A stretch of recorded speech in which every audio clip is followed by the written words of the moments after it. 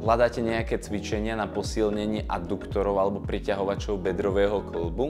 Ahojte, moje meno je Matej, som fyzioterapeut a dnes vám ukážem dve jednoduché cvičenia na posilnenie adduktorov bedrového kĺbu. Ľahni si na chrbát, pokrč obidve kolená a daj si medzi kolená loptu. Zatlač obidve kolená do lopty a vydrž tlačiť 15 sekúnd a potom uvoľni. Sadni si na podložku a nohy maj vystreté.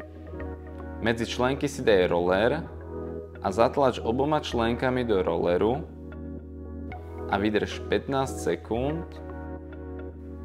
potom uvoľni. Toto sú základné cvičenia na posilnenie adduktorov bedrového kĺbu.